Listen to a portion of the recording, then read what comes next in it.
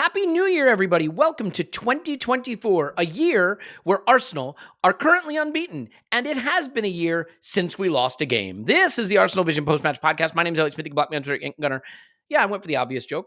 Brain's a little too fried today to go for anything a little more sophisticated than that, but if you think about it, haven't lost a game since last year. If you can remember back to 2023, the heady days of 2023, Arsenal had lost consecutive games. Well, feels like ages ago now that we're in a new year, doesn't it? And hopefully we'll feel like ages ago when we go on to lift all kinds of trophies at the end of this season in 2024. Still a chance to make it a special, memorable, magical year/season for the Arsenal. And it is my expectation that that is precisely what we will do.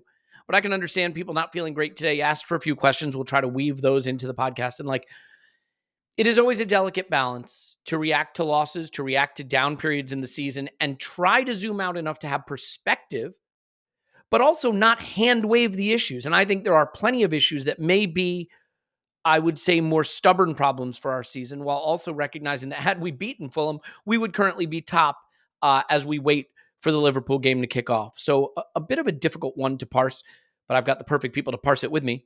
Perfect parsing people, you might say. One of them is Paul. You can find him on Twitter at Pausing in My Pants. I'll pause. Woohoo! Pausing in My Pants is the perfect parsing person. Yeah, that's a lot of alliteration on a New Year's morning. And here with me now, a man who doesn't have a C in his first name, but has it in his last name, a perfect parsing person, Palmer. You know him as Clive. You can find him on Twitter at ClivePFC. Hello, Clive. Hello, hello. Hello, indeed. We can't get Tim on the pod, not because we don't love him and want to hear from him, but because he currently communicates by Notes app. He has lost his voice. He is ordering his hells at the Emirates using the Notes app, which is news to me because I thought the Notes app was only ever used to make public apologies for things you've done wrong. So you learn something new every day. Clive, starting with you, big picture. How bad is it? Is the Fulham game a one-off, or is the Fulham game a warning of things to come? A lot of people, I think, feeling like it's over, it's gone. I get it. We exist in a timeline where Manchester City have made it feel like you can't win a title dropping any points. But 15 years ago or 10 years ago, we might be looking at our position right now as a perfect place to assault the title from, a sort of base camp, if you will. So how worried are you about that performance and what it might mean for where we go from here?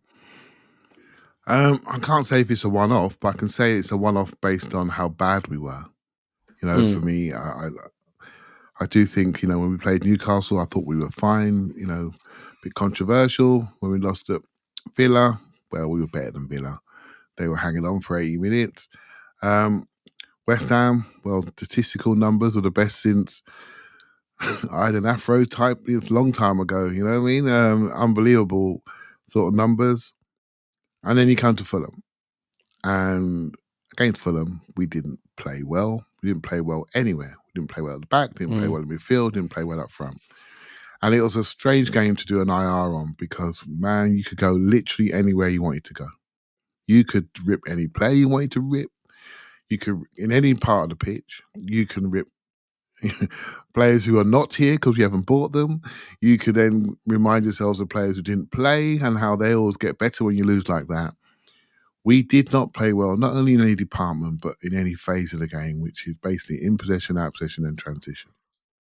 We didn't control those phases of the game. And for the first time, we looked like a team that was beaten properly. Our structure had broken apart. Our pressing had broken apart. We looked vulnerable.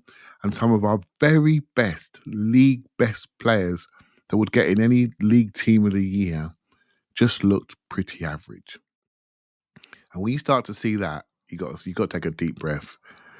And in a weird way, when there's so many things that are wrong and so many things that didn't look right from a game preparation perspective, it's sort of comforting because we haven't seen that before in a long time, which means something was wrong with our approach, something was wrong with how we went into that game. And also Fulham played above themselves, So yeah, I've not seen it. I haven't felt this bad in quite a while from a game perspective. But not just the result, it's the performance. And it always is the performance for me. But when you get two together like that, a bad performance and a bad result, New Year's Eve, thanks a lot, mate. off we go Yeah, off into the well, evening. at least you were planning to do some heavy drinking that night anyway. So, you don't have to explain that it was Arsenal that did it to you. You could say it was for New Year's. Paul, let's start to zoom back in on the game, though. We'll do a bit on the game, then we'll zoom back out and get big picture again on squad management, on attacking issues, maybe a little on January. There's a lot here, but this game started the way you'd want a game to start for Arsenal. We got a goal. And we got a goal in a non-traditional way lately, which is not up against a low block, but in a transition moment. Kai plays the ball well out to Martinelli, who had the rare opportunity to find the ball in space. Martinelli cuts inside.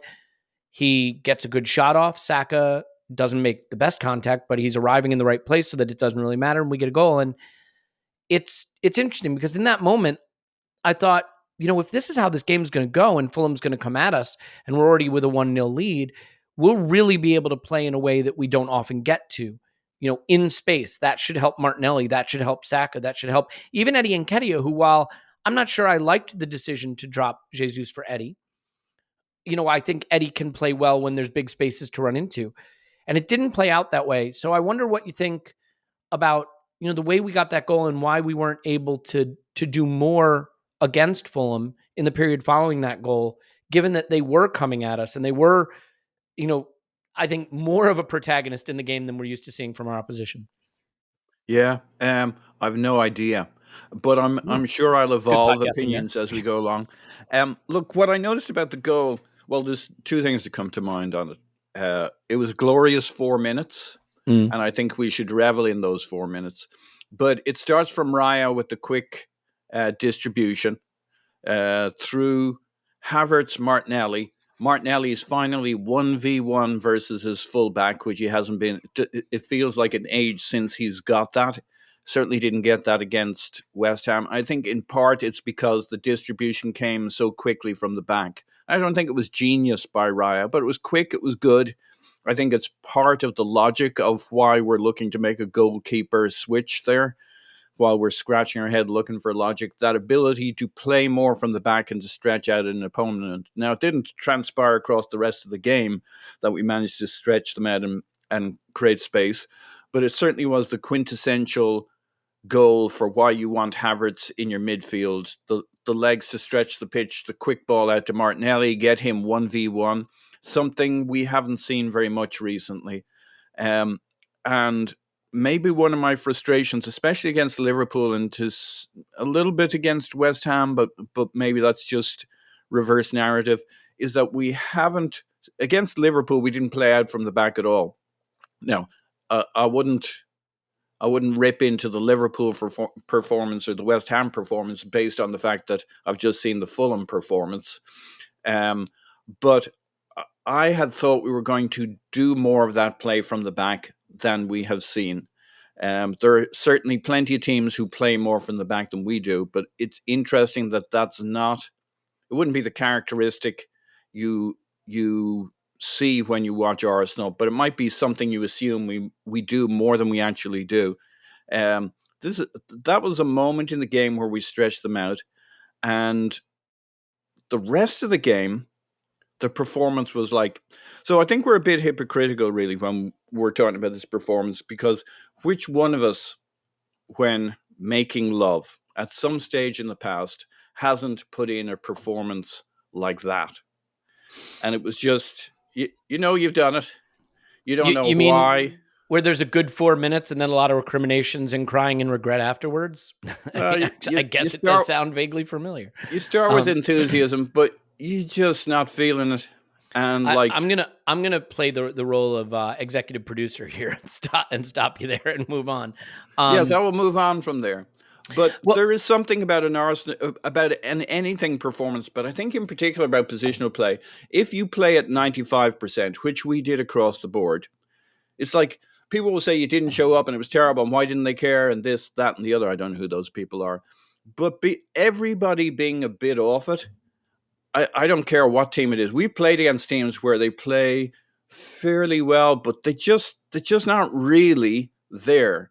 And across the board from there on, it's just like everything's a yard short. We pressed, but not with great effect. Everything was done without great effect. We lost more duels than we should have. And there's a weird thing in football that if 95% is actually in terms of effort, commitment, being on it together, turns into about 50% in terms of output. Yeah. And like, I do think it's a one-off. I think there's plenty to worry about in the season. But you look at Brighton, Liverpool, West Ham, those were performances. And this was a complete non-performance. And I think the other thing you could graph is Rice's performance. He's been brilliant, electric, every bloody game. Apart from West Ham, where he was still pretty good, but he was not his usual self. And then this game, where he, Odegaard, Gabriel, they're all throwing up their arms, frustrated with each other, frustrated with themselves. It was just a terrible, bad day. And I do think it's an aberration as a game. It doesn't, but it may link to the fact that we've kind of run out of gas and we're fed up with people kind of knowing how to play and us having one way to play. And unless we're totally on it, we're way off it. Yeah. And, in the first half, the game was a little more evenly contested. And in the second half, after they got their goal, they were able to sit deep. And I mean, it is pretty stark to me when I look at a second half where we had just 5 shots, 0.3 expected goals. There was no rousing finish to this game. I think the subs didn't work. I think the team showed the squad showed its shortcomings in this game. But Clive, I do think we hit a bit of a wall. The ways that we create goals tend not to be in transition in the way that we did the first goal. We tend to do it one of two ways: high turnovers, right? We win the ball back with our press, or we beat people off the dribble. Because if you look at like a Liverpool or a City, the teams that are really good, they have dribblers that are really good at beating their man, pulling a defender out of position. The last 2 games, our take-on rate has plummeted, and our duel winning has declined. And I think that there's an energy component to that. And I think Mikel probably saw that and tried to. I mean, he couldn't play Zinchenko because Zinchenko's injured. So I don't think it makes a lot of sense to focus on the decision to play Kivior because Kivior is the next man up. But he did play Eddie. I think that the idea there is to try to inject some energy into the front 3 in terms of, being able to run at defenders and press and bring some of the energy back to the team. But it just didn't look like it's there. Do you want to maybe weigh in on those 2 inclusions? Because they were the big change from a performance at West Ham that admittedly was probably pretty good, minus the end product, to one at Fulham that was unrecognizable. Do you have any thoughts on the 2 changes he made, one enforced and one, sort of just his own instincts? Yeah, we don't know the details behind Jesus' non-inclusion. I don't think he played that well against West Ham. So when we don't win, then we want him on the pitch, don't we? That's just natural. I do have an issue with the City boys. I'm starting to ask the question: are they every weekers? They haven't been every weekers in their career so far. And when they come to Arsenal, we ask them to play every week and be leaders in the team. They can't stay fit, or they can't stay fresh. So there's a legitimate question to ask: are they every weekers? And by that I mean 3 days a week. Sorry, a game every 3 days. Apologies. And so that's to be proven, in my opinion, because every time they get some sort of rhythm, they break down or need to be rested. And for all the Zinchenko debate, there's no debate that when he plays a number of games one after the other, his calf goes. Same injury. And we have a number of these players: Partey, Tomiyasu, Zinchenko, maybe Zejus, maybe Smith Rowe, that are not robust from a playing a number of consecutive games. And it puts a lot of burden on other players who we then start to question when they start to show a little bit of frailty, and which I think is very unfair. But hey, I think my problem is really we asked Kivior to play a role that he just can't play. So he's a centre-back, left-back. You got Tomiyasu, who is a full-back centre-back, so he's more likely to be able to play a bit more of a midfield role just because of his football attributes. We have Zinchenko, who's a number 10 full-back. So obviously when he drops into midfield, it's very easy for him. Again, it's all about systems, what you feel comfortable with, and we don't know what the plan was in Arteta's mind. But maybe on the day, I know it sounds strange, but maybe on the day we could have inverted Ben White. Just invert from the other side, because he has the skill sets of playing midfield better than Kiwior does. So invert Ben White inside. Declan goes over to the left-hand side, which is preferred side in centre midfield anyway. And you create a new balance. The only downside is that Saliba will be caught on the outside of the pitch. But you could even do a thing where you move Kiwior to like the right side of the pitch, right centre-back. So you naturally keep Saliba in the middle, Kiwior to the right and Gabriel to the left. Yeah, Ben White in front, and you create your balance that way. Maybe use Ben White as a centre-back. Do you see what I mean? Play Gabriel left-back when you're standing flat. And you just create a different balance. So Because Clive, when you have a... Sorry, mate. Go ahead. I was just going to ask, so I've thought about that in the past. I guess I always assumed that the thing he that stops him doing it from the right-hand side is he doesn't want to change the dynamic of that right pod with Odegaard and Saka. And I know you'll have thought about that, but I mean, that's such an important part of our build-up play and our attack and possession in the attacking third. Do you think he's afraid to screw with what works, even if we didn't think it was working that great? Or do you think it could work with White stepping into midfield and maybe Odegaard steps out to the touchline a little bit more and they just change the kind of the rotation of the triangle or whatever there? Yeah, I mean, when I saw the team, we all knew that Kiwior was going to come inside, didn't we? We didn't think it was going to be White. Mm-hmm. And so this is a bit after timer here, but when you see Kiwior standing in the middle of the pitch and players passing past him to give it to other people, you know that the players were worried for him. Because players do that when they know someone's struggling a little bit. The players are worried for him and they were trying to protect him, and he wasn't sure where to go, he wanted to stay out. Were we building up in a 4-1? Were we building up in a 3-2? Very difficult to know what the plan was. But what he did do was definitely isolate Declan Rice. So he had his poorest game. Funny that, wasn't it? On his own, running around big spaces because he didn't have the protection around him. So my view is, Paul, it's a trade-off, isn't it, mate? Do we want to rip our midfield and make it look like there are big spaces there? Or do we do something slightly different and create a system which suits Kiwior and maybe put the most technical player into midfield? Because Ben White, being a full-back, centre-mid, centre-back, he's just happier in those central areas. It's again about protecting players. I'm a big believer in that. Don't put players out there to die, and in roles they can't succeed in. And I don't like that. But as somebody with more of a coaching background who likes to help and teach people, when I see that, it hurts me. It hurts me because people judge that player, and I don't think it's a fair judgment. On this day, if you don't like that player, fine. On this day, I thought he was put in a situation he could not succeed in for his first game in a long time. And on the Eddie thing, sorry, Paul, you going to say something else, mate? Well, as we're looking for problem solving, I know we weren't going to see it yesterday, but the John Stone stepping into midfield, I am curious to see one day what it would look like if Saliba did that role, stepping in instead of Kiwior, instead of White. One other problem solving is how would Saliba do in midfield? He steps in often enough. He seems to be able to win any battle, duel, create space for himself. He has the distribution. He has the smarts. He pushes forward and attacks. We weren't going to see it yesterday, but maybe someday in the future that'll be a way to solve it. Yeah, well, Saliba's role is unique. He's a central centre-back and he's our sweeper. And so he sweeps around and he makes us all feel comfortable. So to move that player, because he has ability on the ball, wouldn't be something I would choose to do. And so that's the back line sorted out, and that fed into the midfield.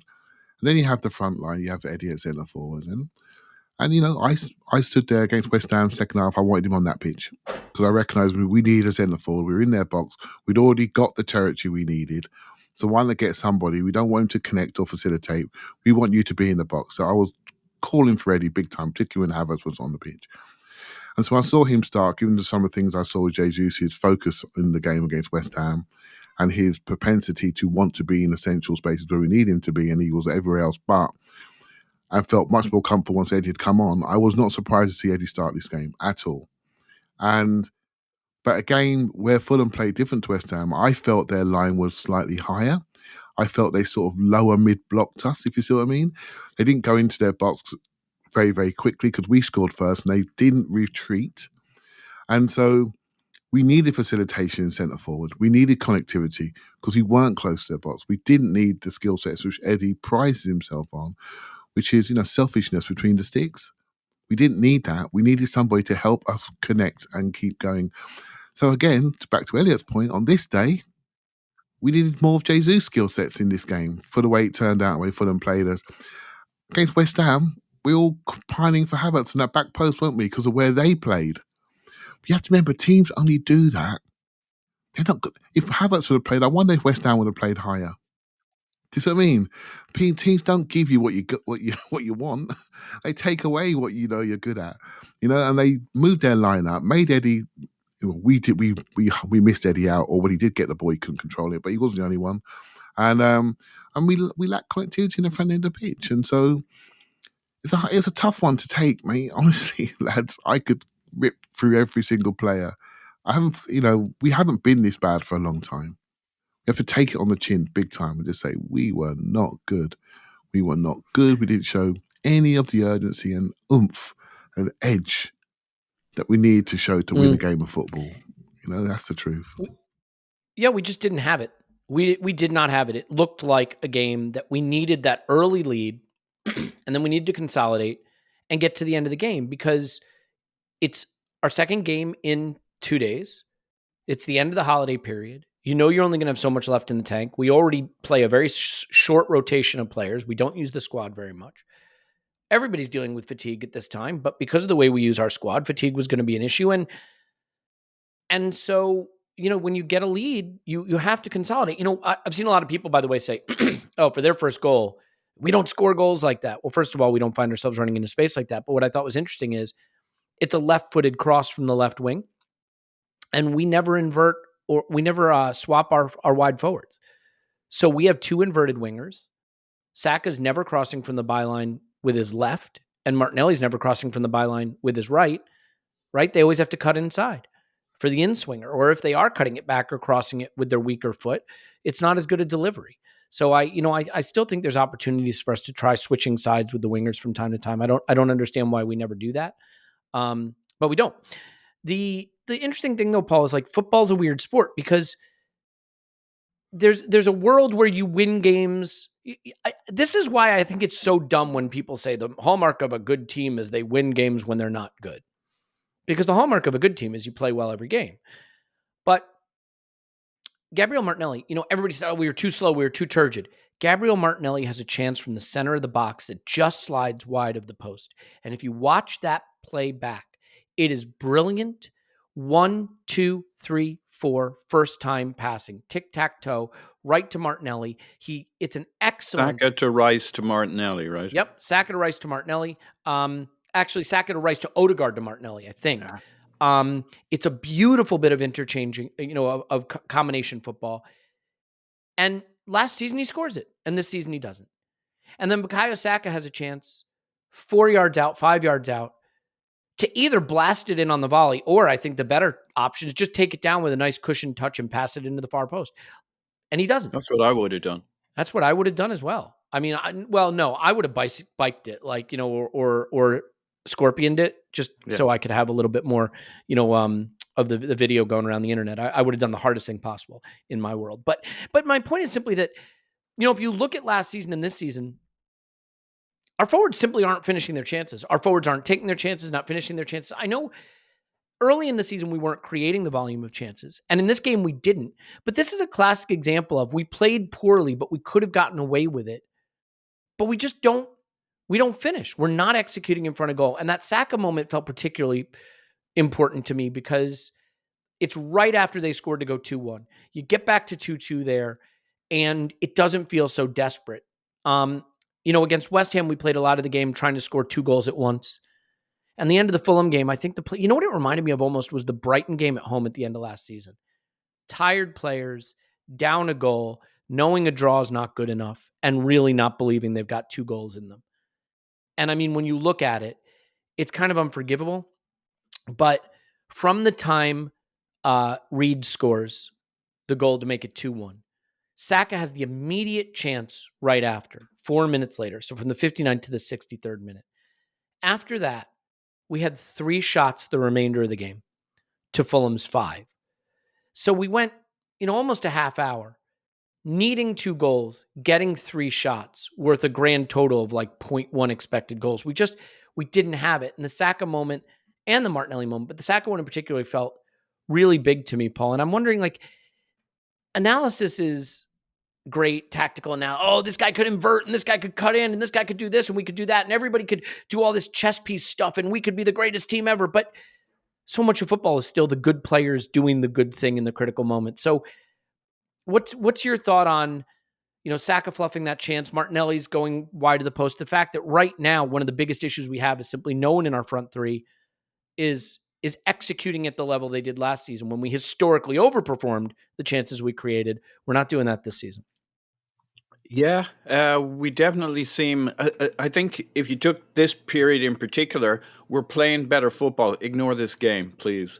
But I'd love to. Better football. We're doing better attacking. It seems like I was saying leading into this game. It seems like most of the attack has clicked. The part of our attack that's not really happening is the left hand side, and lo and behold, the goal comes from the left hand side, clicking into space.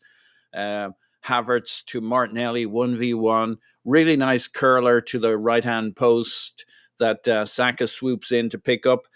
Here we go. Now the left hand's clicking, and if we use that attack we had against West Ham from the right-hand side, and like Clive thought Jesus wasn't great against West Ham. I thought it was, I'm not saying I'm right on this, but to me, he looked like he was doing the business and he was busy, maybe didn't do anything big, but he looked like he was on it and he had that energy. And to me, kind of 2/3 of our attack against West Ham was the attack I was expecting and waiting for. And here we have this game against Fulham where the left-hand side finally clicks in, makes sense, and the right-hand side and the center just not at the levels. Neither is any other aspect of the pitch. I do think it's kind of a one-off where our attack has finally kicked in. We had this great defense, great midfield, where we've lost some key personnel, and I think we've lost some momentum then. So my feeling was we were masking the improvement in the attack recently because it was masked by the drop-off a little bit in midfield in terms of who was able to join in there. Defensively, we were more vulnerable. But it was good. We're on the way, guys. We just need a little bit more robustness in terms of our personnel defensively, so that you'll see the full enchilada here. We're kicking in. We just need a little bit more from the left-hand side. But we're just so vulnerable off the wings at the moment. Before their first goal, which was a lot like the West Ham first goal, that ball across our back line that just seems to undo us. Iwobi gets the ball on the right wing. It's kind of an overplayed pass to him that pushes him wide right, and he swings in across that goes right through our defense, over everybody's heads, drops in the middle of the box. Nobody gets a foot on it and bounces all the way out again. That could as easily have turned into a goal as the eventual first goal from their side. And Clive talked about on the instant reaction about how vulnerable we can be on the defensively in the full back spots after we've pushed forward. It just seems like if you're a little off in the way we play, and I know Arteta hates this stuff, which is why he always built from the back, why the whole toothpaste thing, that get solid at the back, get your shape right, because he didn't want to be a team that kept getting done on the counter. I think he has PTSD from his Arsene Wenger days when we play great football in the attacking third and they'd run through us 2 or 3 times. It's basically what's happened kind of the last couple of games.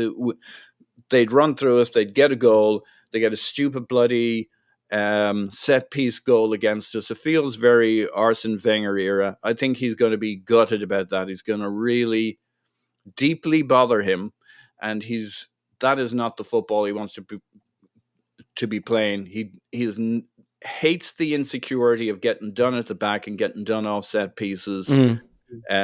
He may become a little bit more conservative for a little while because that's always scary. If that's the reaction, then I think that tells us something about Mikel Arteta, because there's already a question for a lot of people about the extent to which we have sacrificed attacking verve, dynamism, incisiveness for control. And if the reaction to these last 2 games is to turtle shell even more, to give up even more attacking viability for compactness and control. I think that is the wrong lesson. We are not conceding big chances. We are not conceding a lot of chances. We just aren't finishing our chances. That's the message. And the message is create more chances. And you look at a Liverpool team that's, I think, conceded almost 10 expected goals more than us. They've just been a little bit more fortunate in what they've conceded, but they create so much more than us. That's where the deficit is. One thing that I think is interesting, by the way, comparing this season to last season we were 5th in successful take-ons per 90. This season we are 15th, and our success rate has plummeted as well. We're not winning 1v1. We're not pulling defenses out of shape. And I wonder if that's more of that control thing we're seeing, just a willingness to recycle the ball rather than winning on the edges of the defense or winning in dangerous areas, Clive? But sorry, can I just throw in one quick point on it? Is it also potentially because other teams are more prepared to sit deep against us more this season than last season? I thought about this a lot. We have been telling ourselves a story that the whole season is different just because other teams play defense better against us. But, I look at teams like Manchester City that have been playing this way for a very, very long time, and teams have been defending them this way for a very, very long time, and they find ways to solve the problem. I don't think teams were so shocked by us last season that they didn't play defense. Yes, we're facing lower blocks this season, but we're attempting fewer take-ons. We're taking them on at a lower success rate. We are attacking slower than we did last season. I do think that there has been a change. I think we have gone for a bit more control than incision, but Clive, I'd like to hear your thoughts on that. Yeah, I don't agree with the language. Because control, what does that mean? What does that mean? Like, for me, you could say, you know what? Have we been a bit risk averse in some of our passing selections?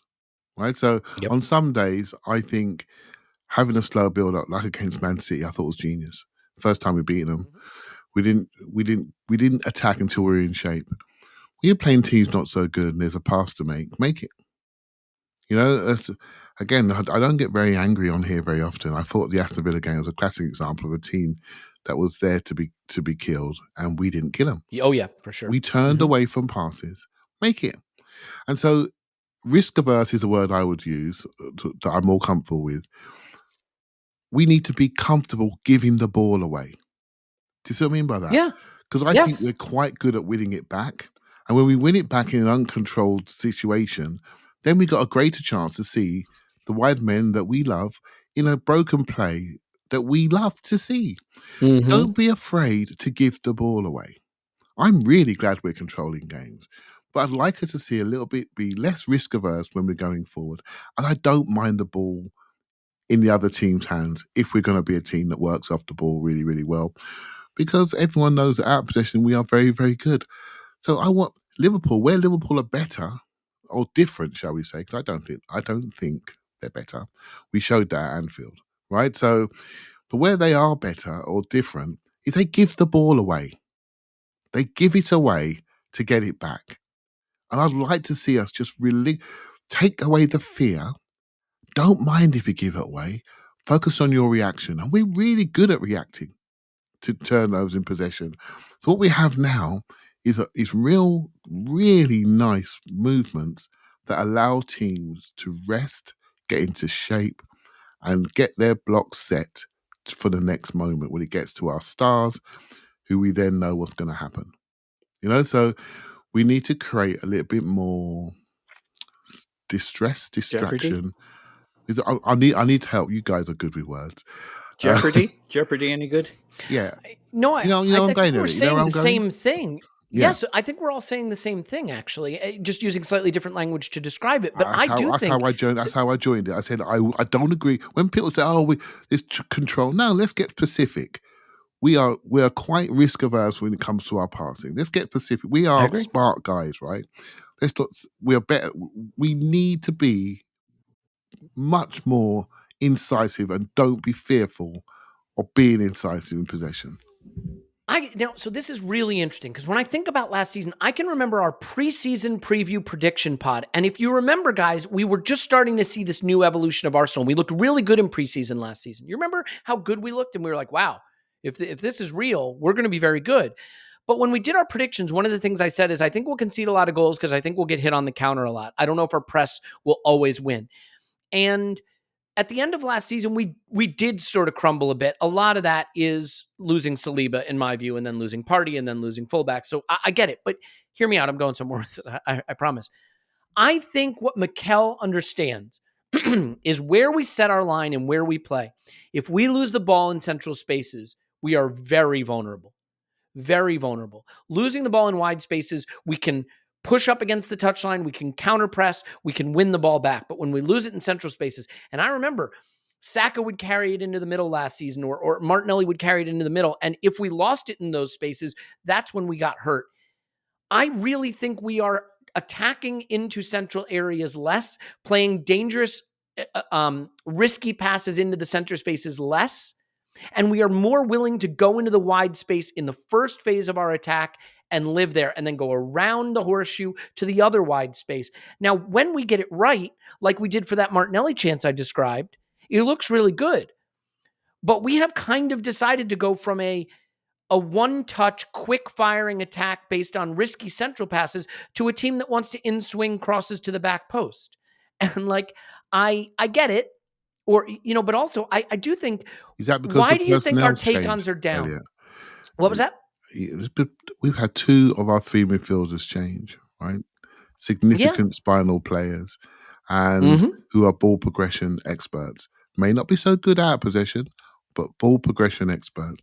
So our ball progression is become less risk averse. Less risky, less incisive. Yeah. And by the way, Clive, like, why are our take-ons down? Are our take-ons down because Saka and Martinelli can't dribble anymore? I don't think that's it. I think they're up against extra defenders more often. Because when we're finding them with the ball, it's a little more ponderous, it's a little more predictable. They're not going to take on 2 guys and win.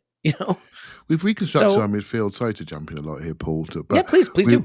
We've reconstructed our midfield, so we're playing slightly differently. And I think it has had a detrimental effect on our wide players. We spoke the other day about the speed of pass on the left-hand side. And there's a lot more intricacy on the right-hand side. He's probably working better. But let's be honest, Ben White, he's not himself. Wherever he's carrying, mate, he's just standing in a hole and he's doing a job. And if Tomiyasu was fitter and Cedric had longer legs and was better, then he wouldn't be playing right now. So he should have he's a hero. Do you know what I mean? He's doing a job, and we know he's not right. And so we're a little bit broken at the moment. The dynamics are not there. But that happens over. I don't want to hand wave him, but that does happen over a season. You do need to get here to get to the balance that you want. You need to find out what's rubbish. The problem with this game is that everything was rubbish, and when that happens, it does draw panic. It does draw panic. It does make people go to many different directions. Some more serious than others. Those directions, and I'm generally not sure where to go. So what I tend to do is look down and over the team and look at the game. And when you look at this game, you see that how many things were wrong. But more importantly for me, the number one thing, you can't have a situation where Fulham are showing more mental fortitude and purpose to win a game of football than Arsenal Football Club. You start there. And whatever's happening with our talent, whatever's happening with our system, whatever's happening with our take-ons and passes centrally, and are we progressing the ball quickly enough? They had more desire to run around that pitch in the key moments. And that I haven't seen this season. Yeah. I want to ask you one more thing about the game specifically, Paul, but I'll just give you Mikel's take on it quickly. Today was our worst game of the season. We didn't have enough ball speed, enough movement, enough threat. And when we did, we gave too many balls away. We didn't deserve to win the game, and that's very clear and simple. Throughout 100 minutes, we were never at the levels that we wanted. I will say I think the fact that this game and the West Ham game came back to back has broken some people's brains because the 2 games are very different. I didn't recognize the performance that we had against Fulham. I recognized it very much against West Ham because it's similar to a lot of games this season, which is totally dominant football, but not finding the moments to win the game. This was not that. Paul, the question I want to ask you about is the substitutions. I don't know about this back three thing we're now trying when we're chasing a game, but the decision to leave Eddie on and take Martinelli off, maybe he's struggling and they just know he can't go the full 90 at this point. Kivior came off at halftime. I feel bad for him, but you could see that coming a mile away. I don't know that the substitutions did anything. And if you look at the second half, we went from contesting a game fairly evenly and having our own moments to really not creating anything. And it has a lot of people asking a lot of questions about the makeup of the squad right now, because Smith Rowe didn't come on and the players that didn't change it, and the players that were left on didn't seem to influence it. So I was kind of surprised Jorginho didn't come on, frankly. I was kind of surprised that Eddie stayed on and Martinelli didn't. The back three thing, I'm not so sure about. What do you think about the way he tried to change it? Is it a lack of options, a lack of creativity? Why couldn't we change the game with the changes we made? It's a bit hindsight, all right, but like his changes did nothing.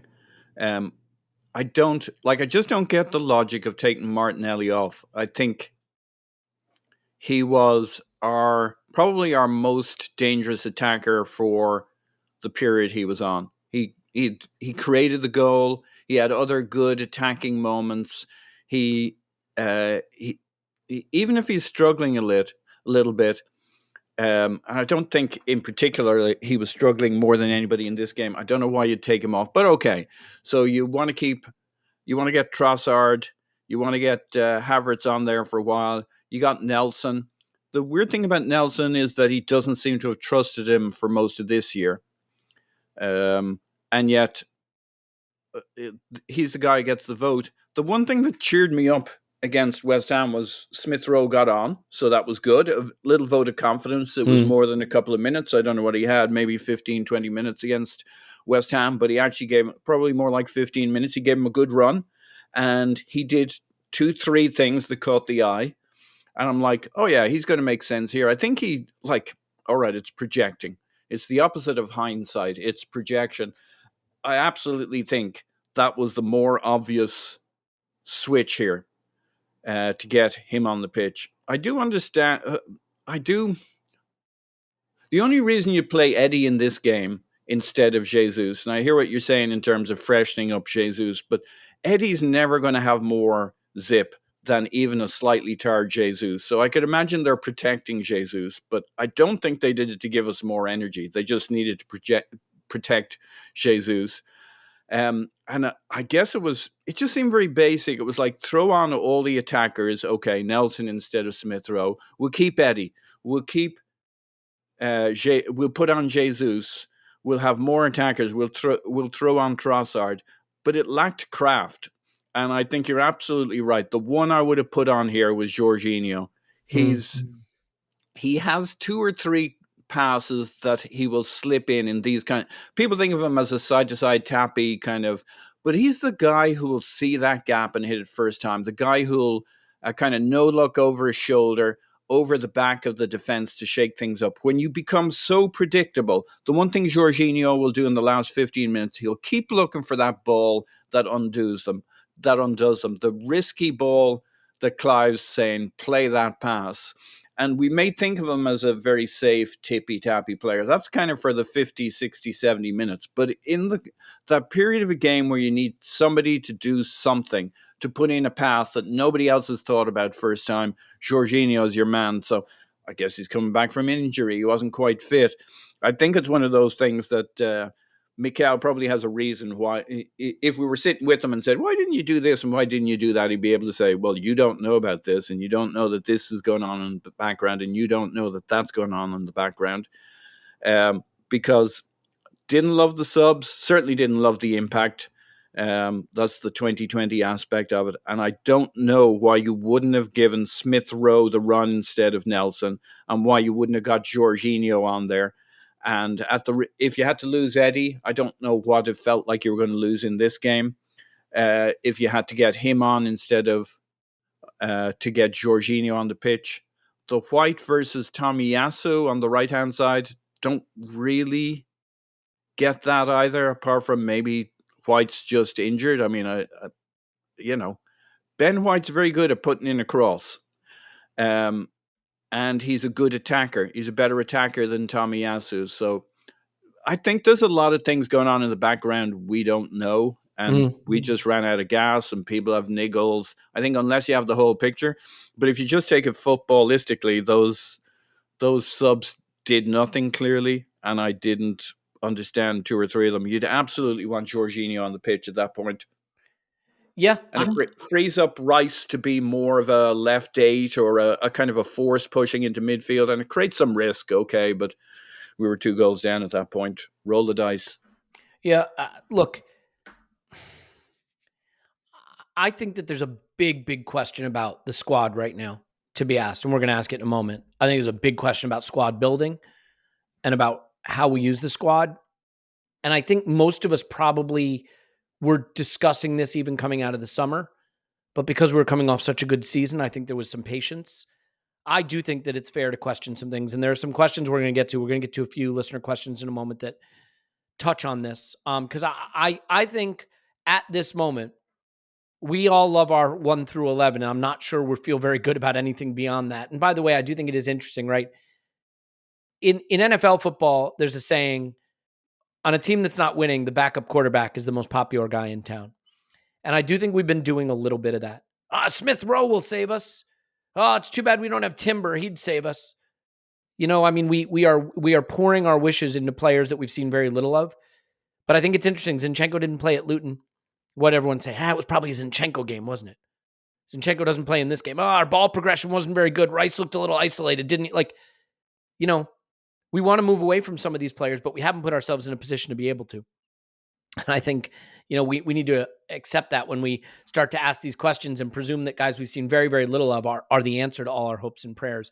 We'll talk a bit about where the season goes now, what the targets are and still could be. Is it still the title? Is it something else? And we'll talk a little bit about maybe some issues with squad building and how we address that. But we need to address our health. And the way you address your health is by taking a better supplement. And the one you should be taking is AG1. AG1 is whole body health, formulated from the best ingredients, not loaded up with sugar, not loaded up with gummies, a scoop in water every morning. I started taking it for gut health, and it has been absolutely essential to improving a condition for me that I'd really struggled with and that had bothered me. It is science-driven, the formulation of vitamins, probiotics, and whole food sourced nutrients. Okay, I think that is critical, the way they are sourced, as opposed to what you get in these gummies. Turn the bottle around, look at it, 50 calories of sugar, you know, and a lot of things that just pass right through your body. This is stuff that your body can absorb and use.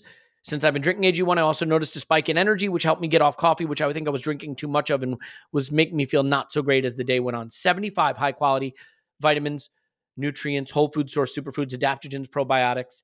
If a comprehensive solution is what you need from your supplement routine, then try AG1 and get a free 1-year supply of vitamin D and 5 free AG1 travel packs with your first purchase. Go to drinkag1.com/vision. That's drinkag1.com/vision. Check it out, Clive. Is that enough of that? Indeed. Easy one today. All right, Clive, you ready to do the hard work, the unpleasant work of answering the questions of many miserable Arsenal fans out there who want to know what we think? Let's do it. I'll try and answer the question and not shoot off a different direction. I'll try to stay with it. I'm going to give you one from Bobby's Steely Gaze, brackets gargantuan, from Discord. Oh, I know him. Mm-hmm. We have I'm a fairly in the match large day chat now, Elliot, if you noticed. I did never go into match day chat. That's what you never I'm in there. do. I mean, to be fair, look, shout out to the Disco boys and girls on our Discord, because it is a hell of a lot of fun. It took me a while to get into the vibe. The vibe is sometimes it's sort of like doomy's not the right word for it, right? It's that gallows humor kind of thing that people do, and it's playful and it's fun, but it can also be a bit much at times. So it depends on when you catch it. We have a fairly large squad loaded with players who aren't trusted and don't get minutes, thereby eroding their value further. The likes of Smith Rowe and Nelson having a combined sub 250 Premier League minutes and 0 starts perfectly illustrates this. Should Edu be under more pressure from not protecting the asset value of players like this and selling them sooner, or should the pressure lay on Arteta for not playing them? Where should the buck stop for the mismanagement of resources like this? Ooh, mismanagement. His words, not mine. Send your angry responses to him. No, I think it's if people can show me the queue of clubs waiting to sign these players, then I'll I'm cool with that discussion because I'd like to see those resources being, get the top value, so we can go and buy other players that we know are trusted at a higher quality. And don't you think that every other team in the league wants the same thing? Every team has got 4 or 5 players not at their optimal. Every team has got 4 or 5 players that haven't developed at the rate they wanted them to. And hence some of them get loaned out. Some of them have bad loans come back, their careers get derailed. We've got 2 players out on loan in Sambi and Nuno. Sambi's now playing after a big hamstring.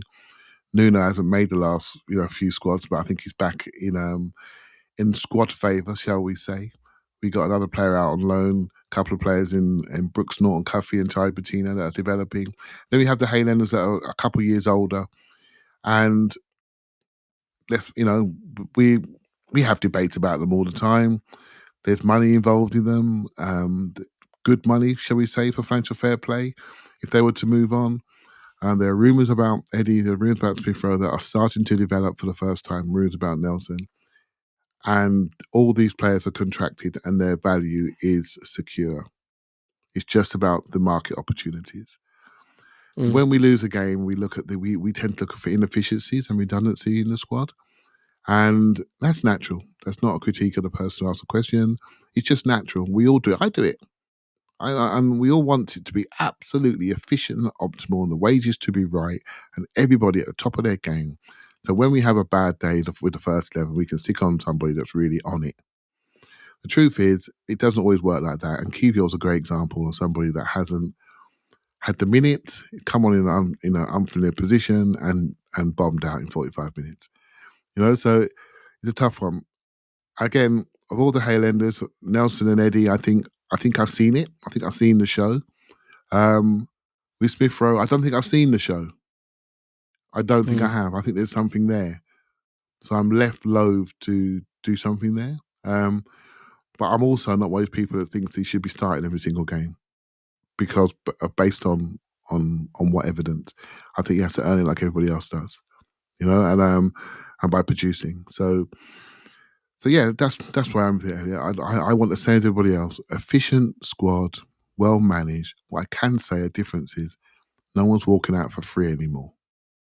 So the opportunity is there. So I'd say from an edgy point of view, develop the market. And this is why, sorry to jump a bit, when Paul was talking about the subs earlier on, and he touched on it as well, so I'm not going to critique Paul.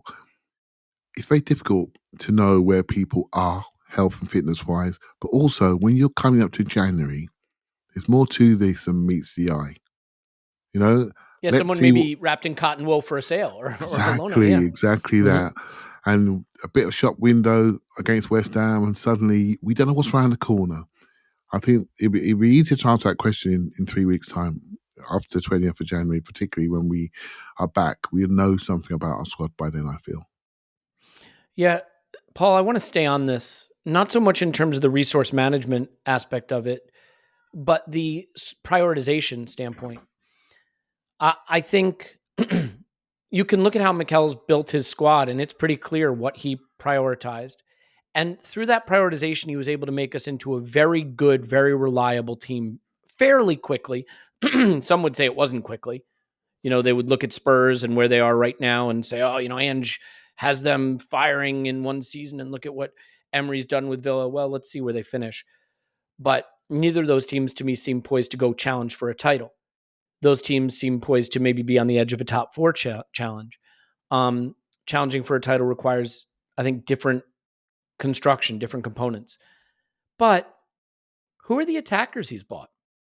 Gabriel Jesus is, I think, the only attacking player Mikel Arteta has bought. I think that's right. Maybe Willian, I guess, technically. Like a front 3 player? Yeah, I mean, you could put Kai in the group. You could put Vieira in the group if you wanted to. But we have prioritized other areas of the pitch. And what's interesting to me is I understand resource protection. We re-signed Reece so we don't lose him for nothing. We re-signed Eddie so we don't lose him for nothing. We re-signed Smith Rowe so we don't lose him for nothing. But guess what? They're taking up squad places and we didn't buy players in their positions. So now, when you look at our attack, you have a guy we haven't started in 3 seasons. You have a guy who I think has proven his level is not a starter on a title team. And by that, I mean Eddie, and whatever you think of Eddie, even if you think Eddie's quite good, he's not a starter for a team that wants to do what we want to do. He's not Darwin Nunez. He's not Gakpo. He's not Diaz. He's not Jota, right? No offense intended. You look at City's front, and comparing to City's always hard because, look at all the money they have. But I want to compare to Manchester United for a second. Because Manchester United are a great example of a cautionary tale. Manchester United put a lot of money into attackers. Jadon Sancho, Cristiano Ronaldo, Højlund, Antony. They all stink. I mean, Ronaldo doesn't stink. He's just, anyway, they gave Rashford all the money in the world. How you spend up front is going to determine your ceiling and your floor in some respect, I think. So I am a little bit curious about where we are as an attacking force because, Paul, Martinelli's not performing at the level we'd hope. Saka's not performing at the level that we hope. Jesus is not performing at the level that we hope. And I find it hard to believe that's just because the three of them aren't good anymore.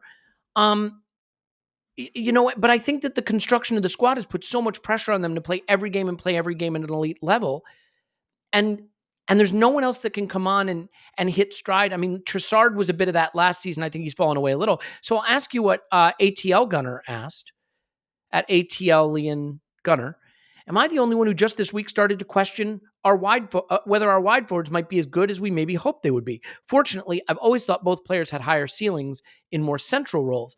People are starting to question the guys that shouldn't be getting these questions, and I wonder if it has to do with not having built the options around them to protect them a little bit from that.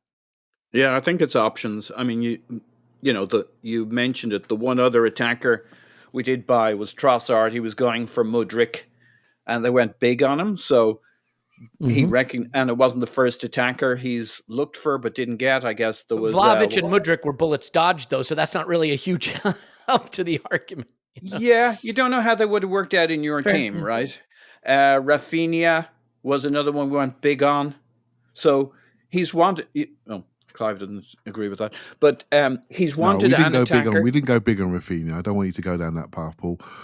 Eddie was asked to be kept informed if there was a movement. He was always going to Barcelona, so we didn't go big on Rafinha. Okay. Well, I'm going to live in my reality. We went big on Rafinha, and so we've had a look. We've wanted you can see the wide player, but they're like, it's when the right player is available. Now, we might look back at them and say they were the wrong player, but for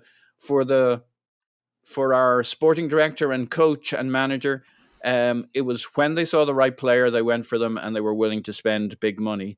But they see that as opportunistic or important, but not essential. I think while you say the show, you put the lights up front, you load up there if you want to do big things and you push this in. I think once you decide you're playing positional play, and obviously we are, I don't think that's true. I think it's you build from the structure of the team. If there's no structure, you got no positional play. You can't have a bunch of good players up front and the stuff in midfield and defensively undoes them on a continual basis. You basically won't have positional play. So you have to prioritize the kinds of players and he's lent into the fact that he has Saka and Martinelli miraculously always fit, but they are basically always fit. And when he's looked at spending his money, he's spent it just a little bit further back on the pitch. The big improvement was going to be the left 8. I think we're still scratching our heads as to whether that's the case yet or whether it's about to be. Havertz is beginning to intrigue us a bit, but he certainly hasn't answered all the questions in all kinds of games and all kinds of game states. I think he does certain things. You could see why some games he'd start and some games he wouldn't. So if it's not him, who is it? Oh, it's Declan Rice then, I guess, maybe is the other option. You play Jorginho, but behind him are 2 unfit players. Yeah. And we basically have 11 players that the manager likes, 12 when Tomiyasu's fit. And then our subs become, well, he also likes Eddie, but maybe we don't like him as much as the manager does. When you look at he basically once again plays 11 players like he did last season. And I thought the big move we'd see this season is like Man City, because we're now in 2 important competitions we care about equally. And it's going to hurt us in the second half of the season, which is what we're trying to address. And I think we're still at 11 plus a couple he's okay with.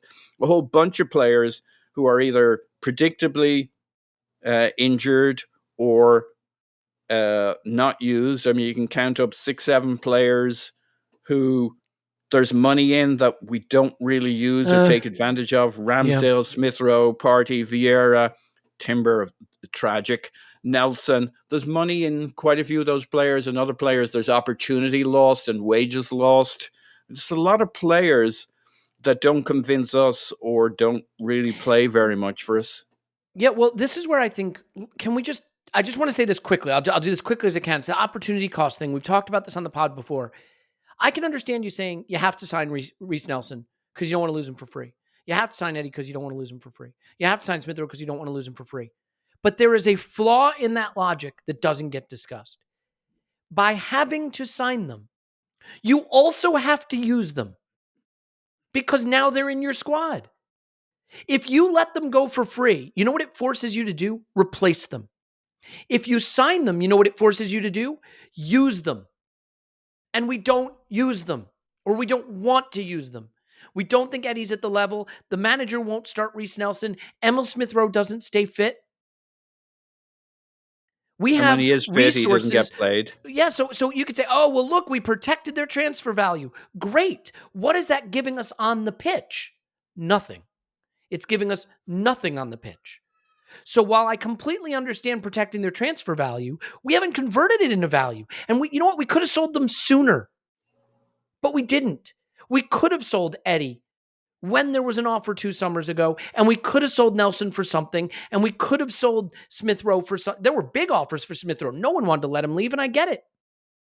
But you cannot keep players who you do not want to use. Don't give me the finances. It doesn't matter.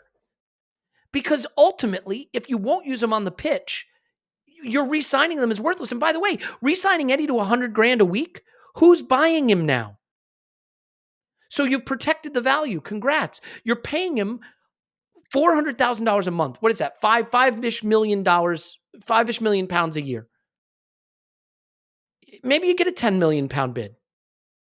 The math just doesn't work if you don't use them on the pitch. You wind up with a squad full of assets you've protected, but not players that you want to use. And by the way, we've done this.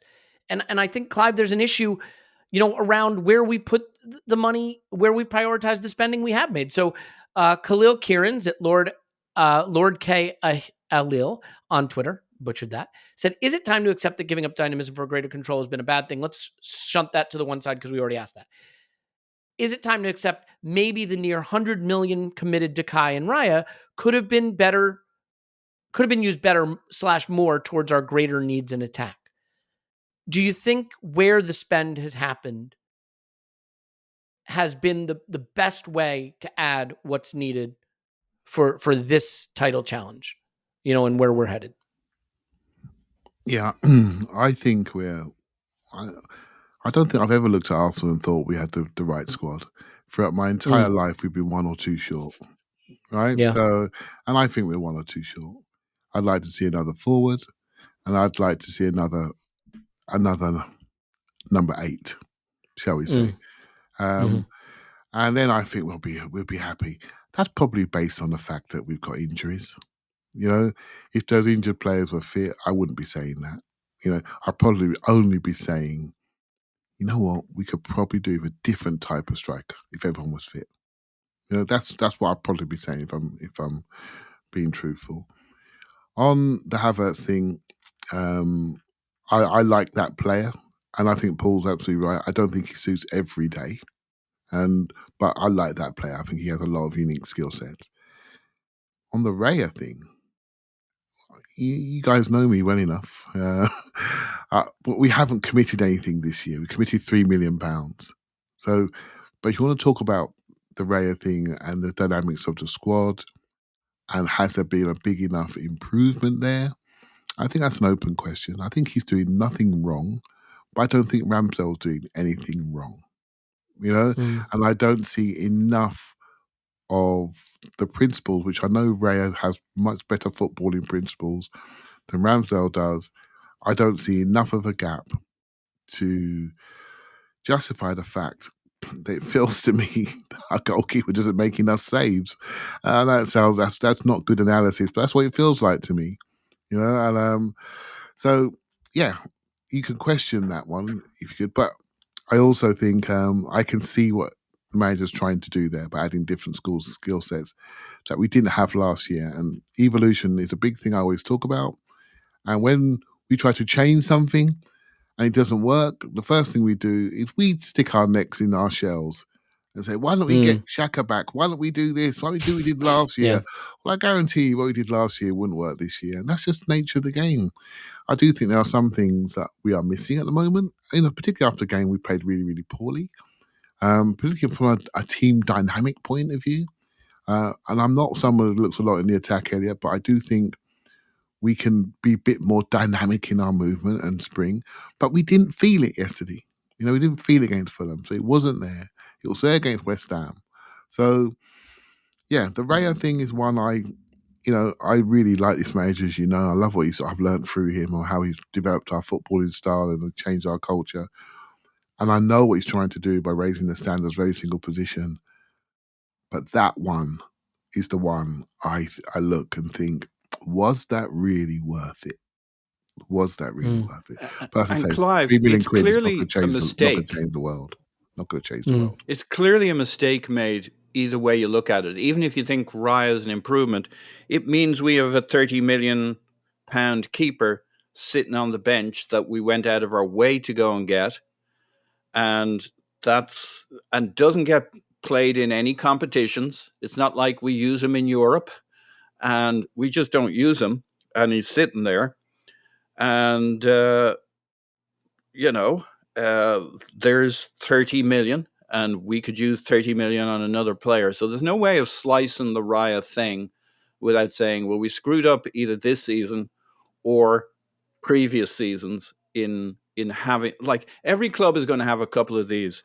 But when we spend as much money as we do, and we have 11 players we like and 1 or 2 subs we like, and that's the collective we. Between Arteta and us, there's like 13 players we like, and we need 16 or 18. And you've got Ramsdale sitting there, you got ESR, you got Partey predictably not available, you got Vieira,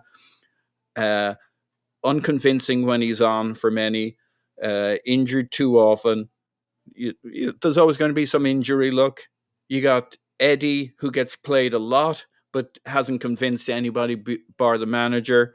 Jorginho, an aging player who's very effective, and you couldn't have relied on him. I think he's done okay considering. Tommy, who's injured half of most seasons, he's doing okay so far, but he hasn't actually played very much. Like, it's basically the 11 and those guys and Trossard. Yeah. Look, we have a very, very, very good team playing very, very well and near the top of the Premier League. I don't think that the squad is broken, but I certainly think that some of the way we've allocated resources leaves me wondering if we can score the goals to win the things we want to win. And we just haven't seen this regime prioritize attackers in the market. So it's a bit of a head scratcher. If I look at Liverpool and City, they both have 5 forwards that they don't mind if any of them play. They might have a preference. I mean, City would prefer to have Haaland up front, and Liverpool would prefer to have Salah playing, but they've got 5. We've got 3, and 3's not enough. And if you want to put Trossard in the group, I'm not sure we feel he's in the group anymore, then we have 4. I think we're at least 1 short. And a lot of us felt coming out of the summer that we were. And the thing is, we did go big on this pod, let's be honest, saying that the Raya thing was a good market efficiency that we were exploiting. Why not? Yeah. But here we are in January saying, well, we can't buy a forward because we need to use money to make the Raya deal permanent. We're not saying that, Elliot. No, but I mean, that's what's being said, that we now have to spend the money to make the Raya deal permanent. Ornstein said something like that, didn't he? But that's in the summer. That's in the summer. That's not now. Right? That's in the new financial fair play window. The issue for me, lads, is we didn't sell enough of the players we wanted to sell to create more funds to buy the extra player that we needed in the forward areas or midfield, whichever your choice is. We didn't sell enough. We had to loan people rather than sell. People didn't want to give us the offers that we wanted, and people are not want to give Arsenal money. They know we're quite good and efficient. We'll spend it. Don't give us money. They know, everyone knows where our squad churn is. They're not going to throw extra money at them. And particularly if you're not playing them. Eddie's had a lot of minutes. He had probably as many starts as Jesus. So he'll probably be the one to go. And you know why? Because he's played. He's played. We need to create a market for Nelson and Smith Rowe at the moment. The only way you do that is by playing them in certain moments and see what they can do. Or you play them shortly, you protect them, you whip them out. It's clear to me there was a couple of sales we wanted to do and we couldn't do them. And that's kept us one or two short, which is a lifetime story for me. And and I mentioned the other day, I mentioned Kieran Tierney, and I think that's one player we thought was going to go for good money. And Newcastle turned away from it and bought somebody else, and we had to loan him out to Real Sociedad. That story to be told, by the way, because there's a couple of players there we like. So let's see how this drops. But yeah, I think that's the issue for me. Not enough sales for people that we were happy to sell. Yeah, that's been an issue. I agree with that. Look, I want to be careful. I don't think the squad is terribly constructed.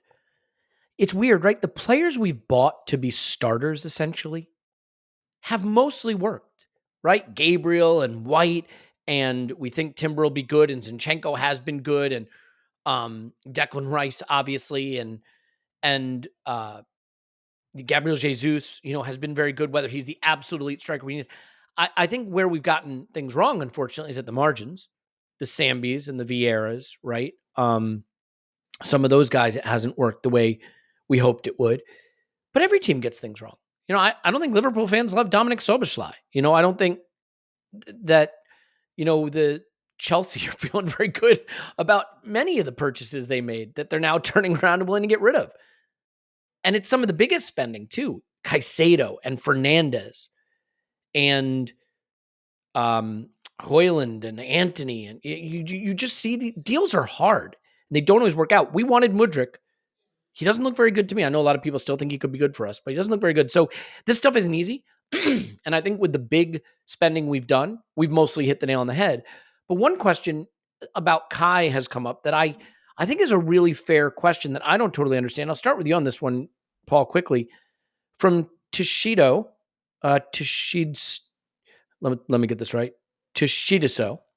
And I think I got that right. Anyway, that's on Discord. By the way, hearing news of an earthquake in Japan, and I haven't really read up on it yet, but it sounds like it hasn't been a good situation. So sending love and thoughts and best wishes for things to be okay in Japan, and to anybody going through that right now. Wish you the best.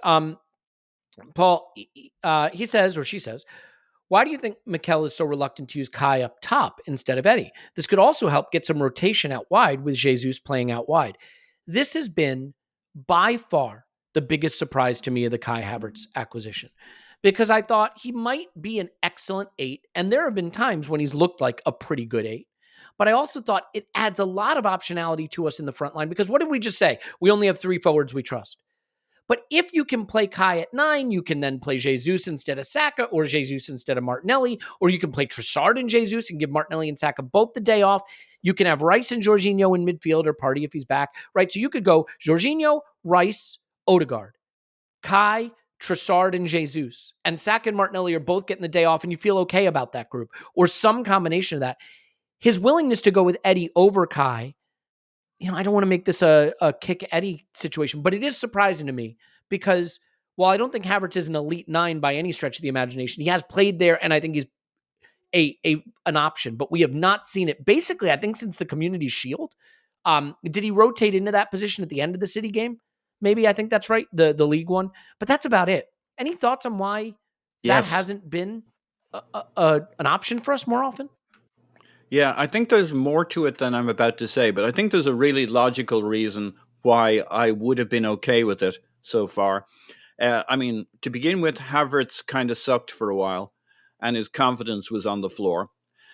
And then lately, he's kind of got back into a groove, and he's feeling good. And around now will be the time where I think it will be appropriate if the manager were that way inclined. I'm not sure if he is or not. But if he were that way inclined, I can fully understand why he didn't put him into the firing line as the striker. I know it's the false nine, and it's your primary job isn't necessarily to score. But while things weren't good for him, the last thing I would have done to him as a manager would be to make him solve my false nine problem by putting him in instead of Eddie when we were struggling. Remember how much our attack struggled, and people like that's part of the reason you'd say, well, let's try it with something with product X, and product X was Havertz. Well, that's not right to Havertz. Even when he just started to hit form, you don't then say, well, we will thank you by putting you in the striker position where you'll go back to not scoring. You'll go back to the world questioning. Remember all that narrative, which has some basis to Arsenal. I'll rephrase it. Arsenal don't know what they bought here or where to play him. Imagine he plays a couple of games for us up front. It doesn't go well. It's not really down to him. It's just we're not really functioning. He's certainly not scoring. He whiffs at a few. Remember him earlier in the season, whiffing at a few and coming off the side of his foot. Like, if I'm the manager and I've just got the Kai Havertz thing turned around and the vibes feeling good, I don't do that to him.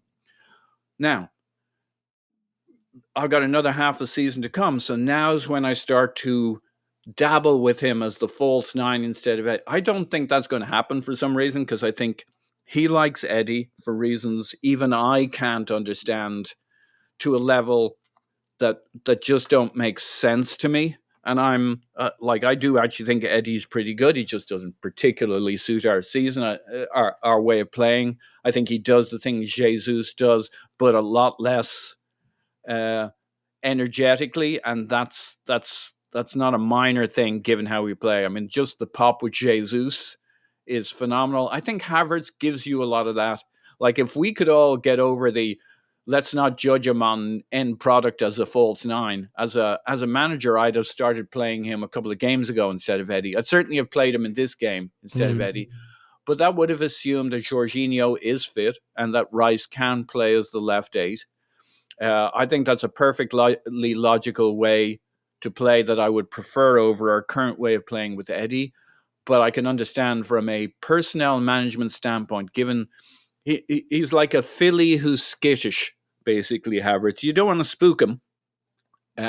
He's really good. You got to put blinkers on him, not because he's not smart, but you just want him to focus on the things you want him to do. And you got a skittish player there in a tricky moment. You don't screw around with him. In the second half of the season, yes, we should be playing him as a false nine going forward instead of Eddie, because he's way more like Gabriel Jesus. And look at the number of times in a game we shove Havertz into the false nine position with Jesus dropping deeper into midfield so that we can use his height. We can use the options. There are plenty of low block situations where you want him getting in on the end of something from a sack across, and he's drifting into those positions. It makes all kinds of sense, but I don't think Arteta is going to do that a lot in the second half of the season for reasons I can't quite understand. Yeah, Clive? Yeah, I think Havertz more or less plays centre forward anyway. And him and Jesus rotate, as Paul touched on there towards the end. It's true. I don't think if you want, again, I in this game, I would have. The thing is, though, Clive, when Jesus isn't available is really the question, right? Because I agree with you. He does drift in there. But when Jesus isn't available, then you're going to get Eddie as a left eight. Why not rotating with? Yeah, why not Kai at center forward rather than Eddie when Jesus isn't playing? Well, I was just about to say that. Right? Oh, yeah. I was literally just about. I just being polite as always. If we could just get out of your way, Clive. If we just shut basically, up what I would have done in this talk. game when Eddie would have come off, I wouldn't have taken Kai off. Do you see me? I would have put him up there with Jesus and made that our front end of the pitch. Kai didn't play in the last game. He was fresh. He had 90 minutes in him. I would have not taken him off this pitch in this game. I'm not saying we'd have won it, but I just wouldn't have done that. There could be things we're not aware of. But so yeah, and I think sometimes you learn things about players. When Kai's not there, I think Eddie should play. His directness is needed, shall we say, on certain scenarios. But hey, look, we're trying to make something work here, and we have to ask ourselves the questions where we want to head. There are players in our group that have shown us maybe their limits, and we need to maybe look at market opportunities for those players. That's just football. It happens all the time. It happens all over the country, all different levels. We've shown our limits. We had a good look. We want to try to evolve the squad in a slightly different way. And so, yeah, it's coming. It's coming shortly. We've done the work. It's coming shortly, in my opinion. Well, let me ask you this then. AGM on Twitter at Velvet Shinpads asks, what is now a realistic points target for this season, given that we'd need to win 16 and draw 2 of our remaining 18 games to reach the magic 90 points? And is the league now gone? ? You ask that to me. I'm not great with pointing at numbers. I'm much more interested in the next series of games. If you ask me honestly, I want these players on a sunbed. That's the first thing I want. In that mid-season break. Well, how about this then? I'm going to flip you to a different question. Mm-hmm. Henrik Ho Jacobson at Henrik Henkihos. Anyway, will you go full strength against Liverpool? It's becoming a must-win with the 2 losses in a row. I think this is an interesting one to where you were going, Clive, because had we beaten West Ham and Fulham, I think there would have been more of an allowance. We're sitting top. We're doing great. The players look a little shagged out. Rest them all against Liverpool in the FA Cup. We get it. Having lost 2 in a row and feeling downtrodden about our prospects, people are going to demand a response at the Emirates against Liverpool in the FA Cup, which we kind of chucked last season. So now I think he's in a tough position because I agree with you. I don't want these players doing anything. I want them resting up, but it changes the calculus now, doesn't it? This game just didn't need this game. We play Liverpool, I think, February the 4th.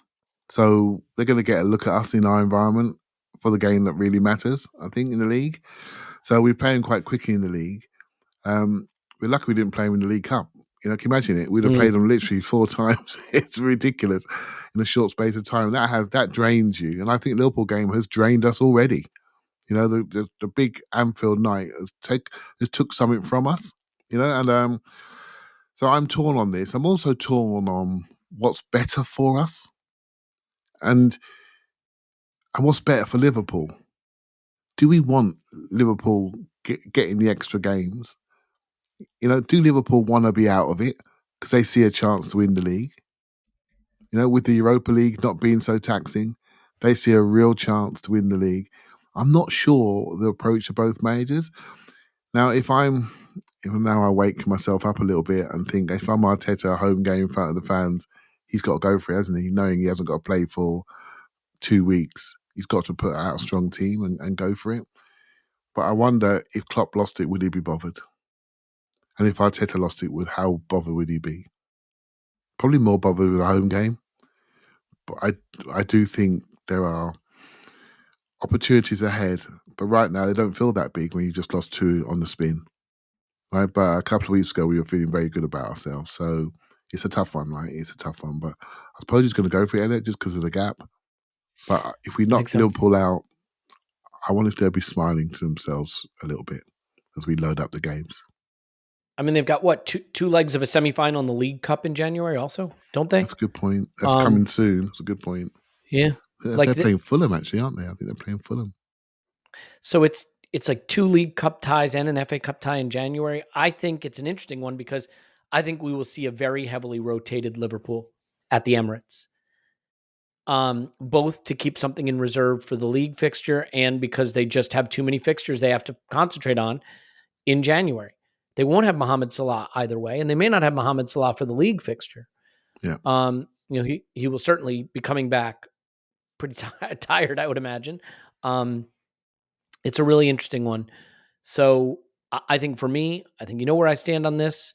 I'd like to get the players a rest, but given where we stand and the FA Cup is something that we probably would like to win, I think you're going to face a weaker Liverpool squad and it's a chance to beat them and maybe get some vibes back. I'm not usually a vibes guy, but we've got a week off till that game and then more than a week till the Premier League? 2 weeks till the Premier League 7th to the 20th. Yeah. Right, so we've got plenty of time.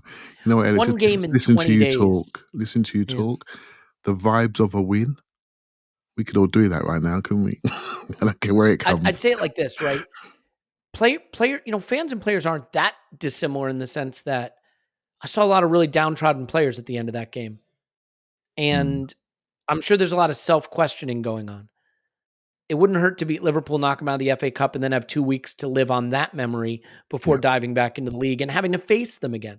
Because rotating heavily and getting knocked out by Liverpool at home when we have to face them again, I don't know, this is where you get into the soft factor stuff. Your mileage may vary. If you are a pure don't put the minutes in their legs guy or gal, then you won't want them playing. I think there's a little bit more to it than that. But that leaves the final question then, Paul.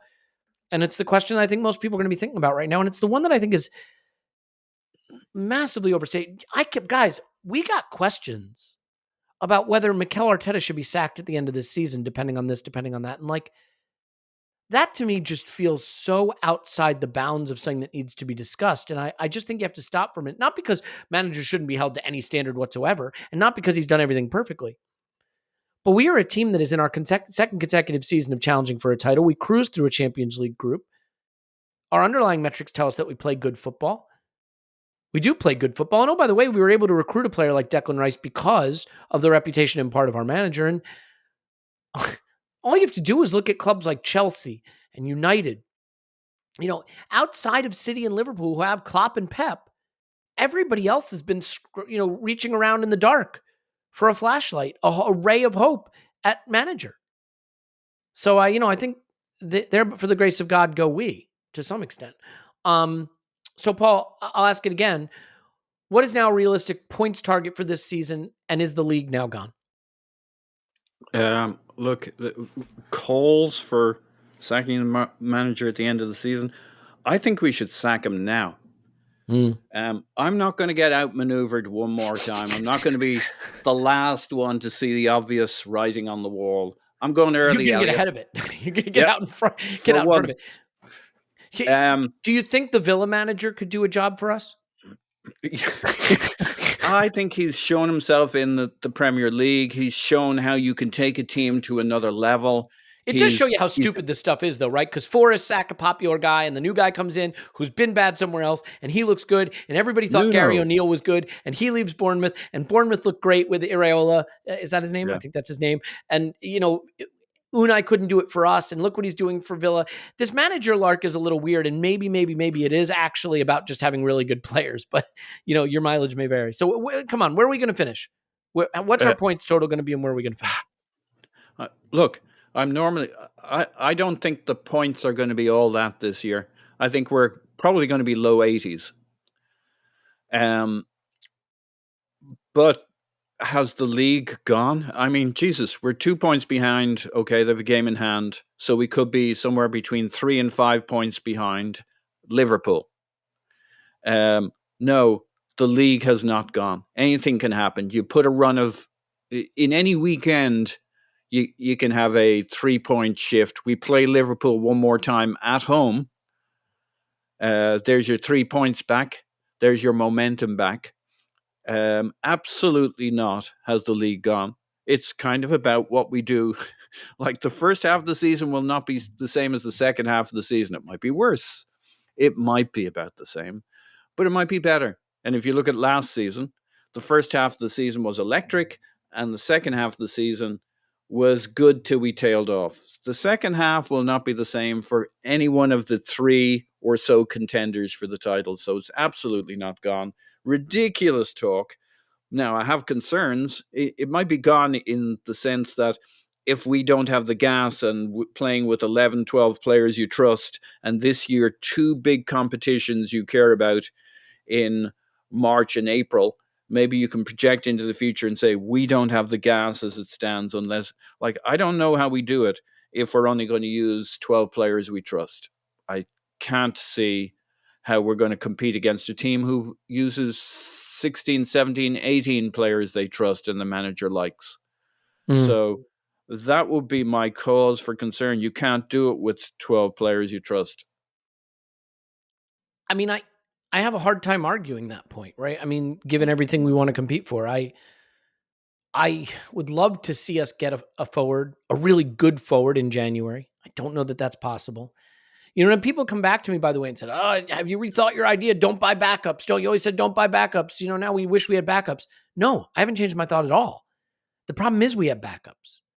Don't buy backups, right? What I mean by that is don't buy players whose role is specifically to never be a starter unless the worst case scenario happens. Buy players who are going to push for a starting role. That's what you buy. That's what you buy. You buy a player who's so good that there are games that you feel you've got to start that player even though he's not the recognized starter. Otherwise, you wind up with guys on the bench the manager doesn't trust. You wind up with Reece Nelsons who haven't started in 3 years. Reece Nelson's a lovely player, and I'm sure he'll have a good career, but the manager won't start him. That's no good to us. So don't buy backups. Buy a guy you think has a chance to force his way in. Leo Trossard actually is a good example. Trossard was bought to be depth, but Trossard was good enough that he pushed Eddie out of the team when Eddie was starting, and then he started to push his way into the team more. And I know he hasn't had the best season this season, but that was really helpful for us last season. So I still agree you don't buy backups, but I think we need more. Clive, as a final thought? Yeah, I think on that, I can't stay quiet. I think on that, yeah, all right, go for it, yeah. What's happened? Our standards has just raised. The quality of our team has just gone higher. And the people that were comfortable, particularly our academy players, are comfortable in this team at a level. That level's gone up. Mm-hmm. And now we question them. I don't think the academy players are the problem. They cost us nothing. Maybe development is the discussion. Had some of the players like Vieira, as Trossard developed on this year. We've got some aged centre midfielders that we don't really use. There's some exit talk about them as well. Have we developed on to a level, with injury to Smith Rowe and Nelson in opportune moments? They haven't quite kicked on, but they haven't quite kicked on for this team. And the reason why they struggle, because Martinelli and Saka are just really, really good. Very good. None of us is saying they're going to be sitting down because they're that good. Would we say if there was somebody else really, really good, like a Pedro Neto on the bench? I'm just giving his name as an example because that's what most of us think, because he's good enough to really push them. But when they're good enough to really push them, then we have to invest money. And when we invest money in players, we then question, is that the right investment? And because another gap appears somewhere else, and we can't overinvest because we're financially impinged. It's a really tough balancing act. You need someone to develop through. So when you speculate on a Vieira and a Sambi's on loan at Luton, Vieira's got an injury, and we haven't really seen him only in small spurts. That's the player you want to push this group, develop in. That was the plan. By now, he's kicking. He's kicking. He's not sitting there with a bandage around his knee. He's on. He's there. He's pushing in a couple of positions. He's adding a bit of oomph because he has got the quality. He hasn't developed into his team as quickly as we'd hoped. So there's a gap there. There's a gap, and that is the challenge, isn't it, Elliot? To really insert this guy at the appropriate time and give him a chance to succeed. You made a great point there. When you're a team that wants to be maybe fifth, maybe fourth, if you're lucky, the level of the guys in the squad can be different than when you want to go to 90 points and compete with City and compete for the Champions League. And suddenly guys that felt like useful parts of a squad, all of a sudden you recognize the deficiency because they're not at that level. And the gap opens up. When you buy a Declan Rice and you think about having tried to use a Sambi Lakanga, the gap is clear, right? When you buy that caliber of player, that gap seems clearer. And we're definitely living in that world right now. And just for the record, I wasn't trying to pin it on the academy players. What I'm saying is that,